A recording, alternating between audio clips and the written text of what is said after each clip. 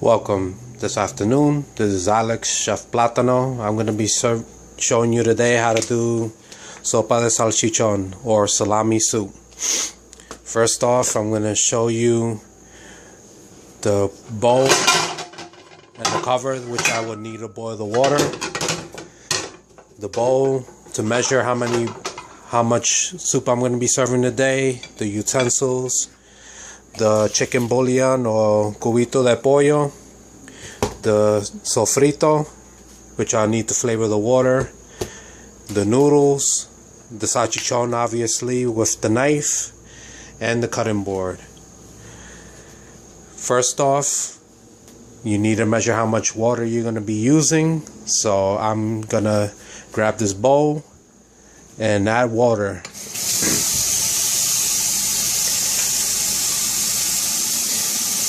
I paused it for a second just to let the water run a little bit.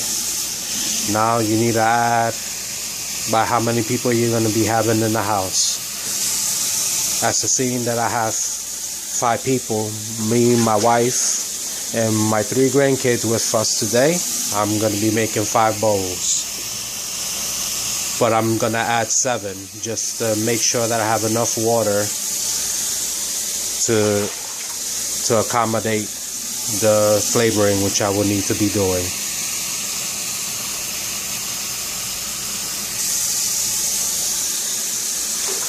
Three,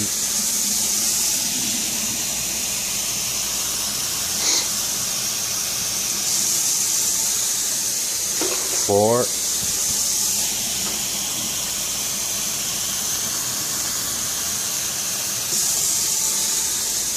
5,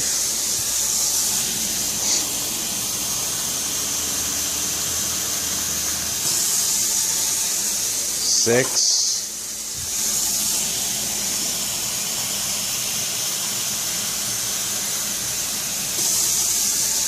and 7. Now, with that done, turn on the stove, let it warm up, put the lid on so that way it warms up faster. For the purposes of time saving, I'm going to put this away for now so it doesn't spoil.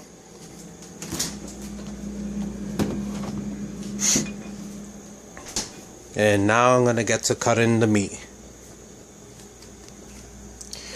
Skipped ahead to this part, took it out of its packaging, and removed some of the skin, some of the covering that covers the meat.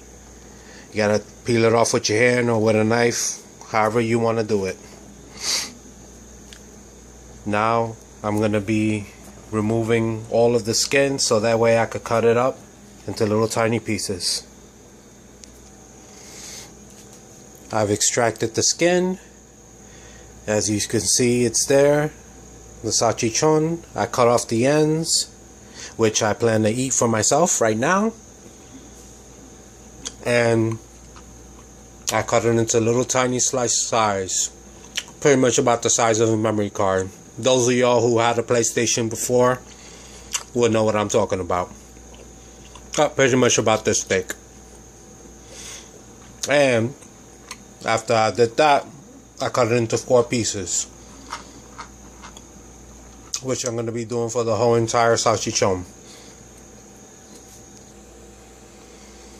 Now, as you can see, all the salchichon has been cut up to little triangles. Now I will be adding it to the water. If you feel like taking a couple of pieces for yourself to eat raw, believe you me, you won't be missing a thing. It'll actually be delicious. Now, as you can see, it's all in the water. The water is starting to boil. And I'll put this bad boy back on. Drop this bad boy in the sink with the knife because I don't need it no more. Now it's on to the sofrito. Wash my spoon, or tablespoon, for the sofrito. Opened it up.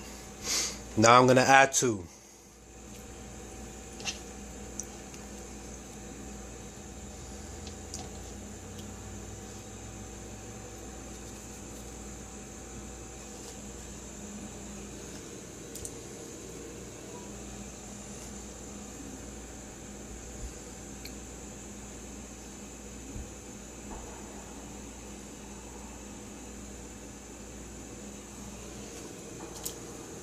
Make sure you stir it in real well.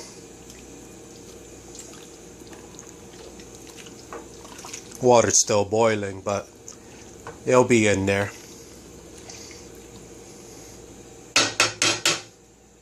Don't need this no more. You can put this bad boy away.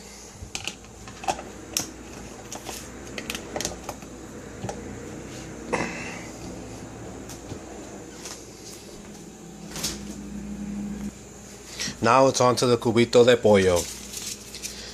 Need 2. Just like you need 2 spoons for the water. Important point to remember. If you're using a bowl or pot that's this small, not that much water for it to be used, you need to remember to only add 1 of these and 1 spoon of sofrito. Because if you overcharge it, it'll be too salty and the soup will be destroyed pretty much by the time you're through. So always remember that. That's a very important point.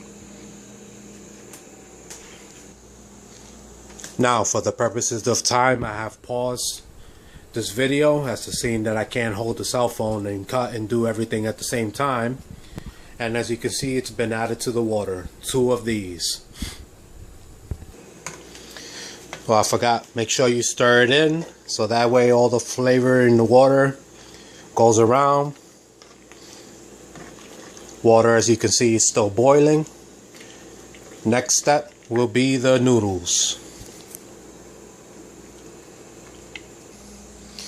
The noodles, as you see, are in the package still. Probably should be enough for all the people that are going to eat in the house. Pretty much you got to take them out of the bag, crush them by hand, and throw them in the water. Or let me correct that. Not crush them, but move them around with your hands so that way they split apart. And just add them in. I've added the noodles, and as you can see, it's practically to a boil. A good sign to know that you've added enough noodles is when you could see the noodles from where you're standing. Pretty much you see them at the bottom of the bowl. And now we're going to cover the lid and let that bad boy burn. That's the scene that I want to make this as fast as possible. I put the lid on so that way the temperatures in the pot could rise. And let all the water run out as much as it can. Now, as you can see, the water is way well past the boiling point, and as it rises, you'll see some of the sofrito come up along the edges and on the cover as well. But that's normal. You just put this down. Take a spoon and just stir it around. Make sure the sofrito goes back into the water.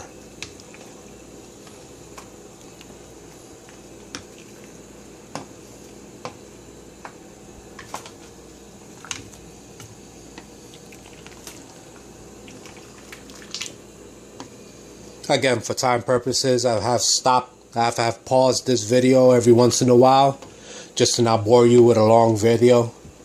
So pretty much get to the nitty gritty of it. And now, taste test. Take a little bit, put it here and taste it.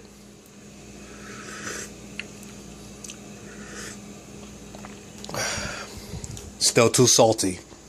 Pretty much you gotta do this part a couple of times until the water is just salty enough. Make sure you rinse it off, because if you have a wife like mine who's very how can I put it, very keen about hygiene and germs and everything else, she'll want to make sure that, you know, her food is entirely clean. And just put this bad boy back on and continue. After seeing that my soup is not salty enough with all the water in there, I plan on adding another one just to make sure that it's salty enough.